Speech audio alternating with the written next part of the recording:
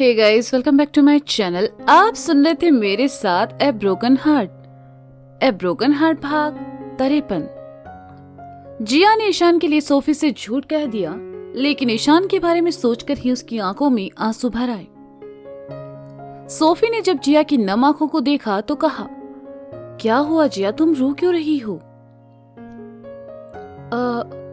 वो दर्द हो रहा है ना, इसलिए। जिया ने अपने आंसू पोंछते हुए कहा। हाँ, ये छिल गया है ना तो थोड़ा जलेगा।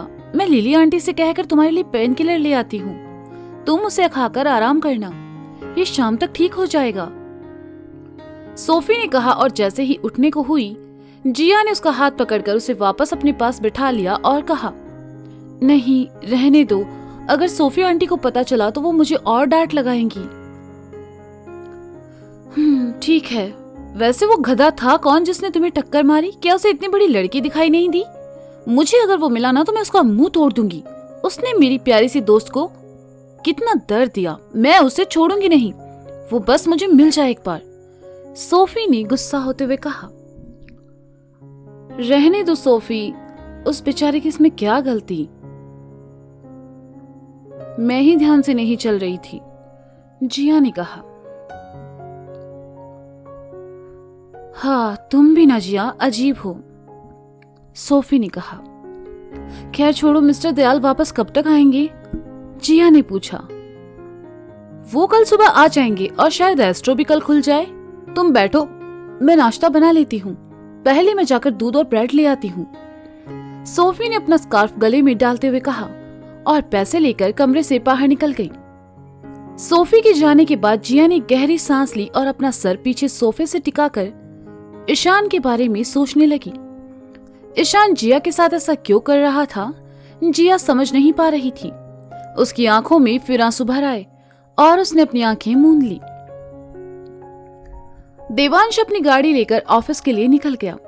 गाड़ी चलाते हुए उसकी आंखों के सामने जिया का चेहरा आया और वह बड़बड़ाने लगा। ये वही लड़की थी जो कंपनी में फूड ऑर्डर्स लेकर आती थी, लेकिन ये सुबह सुबह यहाँ क्या कर रही थी? उसे चोट लगी थी, फिर भी उसने हॉस्पिटल जाने से मना कर दिया। ये बात थोड़ी अजीब है। वैसे मुझे देखकर वो इतना घबरा क्यों रही थी? खैर जो भी हो, इस बार वो ऑफिस आएगी तो मैं उससे पूछूंगा कि वो मुझे इतना देखकर परेशान क्यों थी। देवांश की गाड़ी ऑफिस के बाहर आकर रुकी। आज वह जल्दी ऑफिस चला आया। देवांश ने गाड़ी की चाबी गार्ड को दी और खुद अंदर चला आया। देवांश माया को ऑफिस से निकल चुका था और अब माया के हिस्से का काम उसे ही संभालना था। कुछ नए एड्स थे जिन्हें लेकर देवांश को काम करना था। वह अपने चैम्बर में आया और स्क्रीन के सामने बैठकर काम करने लगा। धीरे धीरे ऑफिस में काम करने वाले सभी लोग आने लगे। देवांश को पहले से वहां देखकर सब हैरान थे। नोटिस बोर्ड पर माया की नौकरी छोड़कर जाने की खबर देखकर सब और ज्यादा परेशान थे और हर कोई इन बातों को माया और देवांश के रिश्ते से जोड़कर देखने लगा था। लेकिन देवांश को इससे कोई फर्क नहीं पड़ा और उसने कंपनी होल्डर्स के साथ एक नई मीटिंग रख दी। नाश्ता करने के बाद सोफी और जिया मार्केट चली गई। सोफी को अपने लिए सेल से कुछ कपड़े खरीदने थे। हर वक्त चहकने वाली जिया आज चुप चुप थी। ये देखकर सोफी ने कहा, क्या हुआ जिया, आज तुम इतनी शांत क्यों हो? बस ऐसे ही, आज मेरा बात करने का मन नहीं है, मैं कुछ देर अकेली रहना चाहती हूँ, जिया ने उदासी भरे स्वर में कहा। और ऐसा क्यों? सोफी ने बड़े प्यार से पूछा, जिसे सुनकर जिया खामोश हो गई। सोफी एकटक जिया को देखने लगी और फिर एकदम से कहा, अपनी आंखें बंद करो। हाँ, पर क्यों? जिया ने हैरानी से कहा। ओफो जिया, करो ना, मेरे पास तुम्हारे लिए कुछ है, सोफी ने बच्चों की तरह मचलते हुए कहा। जिया ने अपनी आंखें बंद कर ली तो सोफी ने अपनी जेब से कुछ निकाला और जिया के सामने करके कहा, टड़ा! जिया ने अपनी आंखें खोली, देखा तो सोफी के हाथ में एक बहुत सुंदर ब्लैक कलर का नेक बैंड था, जिसमें एक छोटी सी घंटी और साथ में कुछ स्टार्स थे। अमूमन ऐसे नेक बैंड पिल्लों को पहनाए जाते हैं। जिया ने देखा तो सोफी से कहा, ये तुम्हें कहाँ मिला? वो पीछे दुकान से, तुमने इसे देखा था लेकिन वापस रख दिया। तुम शायद इसे डेस्टिनी के लिए लेना चाहती थी, है ना? पर तुमने इसे वहीं छोड़ दिया। तो मैं इसे ले आई। ये लो तुम्हारी डेस्टिनी के लिए। सोफी ने वो बैंड जिया की तरफ बढ़ाकर कहा। तुम्हारा शुक्रिया, जिया ने उसे अपने हाथ में लेकर मुस्कुराते हुए कहा। मैंने देखा इन दिनों तुम डेस्टिनी से मिलने नहीं गई, क्या वो वहां नहीं रहता? सोफी ने जिया के साथ चलते हुए कहा। वो वहीं रहता है, लेकिन इन दिनों मैं उससे नहीं मिल पाई। वो बहुत क्यूट है और अब तो वो एक अमीर पिल्ली से दोस्ती भी कर चुका है, जिया ने कहा। अच्छा तुम्हें कैसे पता? सोफी ने हंसते हुए कहा। क्योंकि अब वो मुझ पर इतना ध्यान नहीं देता, बस जब देखो तब उस पिल्ली के पीछे भागता रहता है, जिया ने मुंह बनाकर कहा। जैसे तुम अपने ईशान के पीछे, है ना? सोफी ने कहा तो जिया का दिल फिर उदास हो गया, लेकिन उसने जबरदस्ती मुस्कुराते हुए कहा। अगर लड़का हैंडसम हो तो उसके पीछे भागने में कोई बुराई नहीं है। पागल हो तुम। चलो चलकर कुछ खाते हैं, मुझे बहुत भूख लगी है। और हाँ, तुम ये बैंड डेस्टिनी को जरूर पहनाना। तुम चाहो तो आज शाम मुझसे मिलने भी जा सकती हो। सोफी ने जिया के साथ फूड स्टॉल की तरफ आते हुए कहा। क्यों, क्या तुम नहीं चलोगी? जिया ने पूछा। नहीं, मुझे वो पिल्ला आई मीन डेस्टिनी इतना भी पसंद नहीं है कि मैं उसके लिए अपनी शाम बर्बाद करूं। मैं आज शाम अपने सभी गंदे कपड़े धोने वाली हूं, इसलिए तुम जाकर उससे मिल लेना। सोफी ने कुर्सी खिसकाकर बैठते हुए कहा। क्या मैं उसे अपने साथ घर ले आऊं? जिया ने पूछा। अगर तुमने उसे घर लाने का सोचा भी तो लिली आंटी तुम्हें पिल्ले के साथ घर से बाहर निकाल देगी, और हमारे पास रहने को कोई दूसरा घर भी नहीं है। सोफी ने जिया की तरफ देखकर कहा। लिली आंटी इतने प्यारे पिल्ले से नफरत कैसे कर सकती है? खैर, तुम क्या खाने वाली हो? मैं चीज बॉल्स खाना पसंद करूंगी, साथ में चॉकलेट शेक भी, जिया ने कुर्सी पर पसरते हुए कहा। क्योंकि कैसे भी सिचुएशन हो, खाने के लिए जिया का प्यार कभी भी नहीं बदलता था। सोफी ने दोनों के लिए ऑर्डर दिया और फिर बैठकर जिया से बातें करने लगी। दोनों ने खाना खाया, कुछ और शॉपिंग की और घर से निकल गई। घर आकर जिया सीधा बिस्तर पर आ गिरी, क्योंकि वह बहुत थक चुकी थी, और सोफी लिली आंटी की मदद करने नीचे चली आई। अब जैसा कि तय था, शाम में जिया डेस्टिनी से मिलने घर से निकल गई। उसने अपने साथ वो नेक बैंड भी रख लिया जो डेस्टिनी के लिए था। जिया ने अपनी साइकिल फुटपाथ किनारे रोकी और डेस्टिनी को आवाज देते हुए कहा। डेस्टिनी, कहाँ हो मेरे प्यारे पिल्ले? आज पहली बार ऐसा हुआ कि जिया की आवाज सुनकर डेस्टिनी बाहर नहीं आया। जिया ने एक बार और आवाज दी, लेकिन डेस्टिनी उसे कहीं दिखाई नहीं दिया। वह फुटपाथ पर चलकर कुछ आगे गमले के पास आई तो देखा डेस्टिनी दूसरी तरफ मुंह किए गमले के पास बैठा है। जिया की एक आवाज पर दौड़े चले आने वाला डेस्टिनी आज चुपचाप बैठा था। हे डेस्टिनी, क्या हुआ है तुम्हें? तुम मेरी बात का जवाब क्यों नहीं दे रहे? डेस्टिनी, मैं तुमसे बात कर रही हूँ, जिया ने कहा। डेस्टिनी सुन सब रहा था, लेकिन जिया को कोई रिस्पॉन्स नहीं दे रहा था।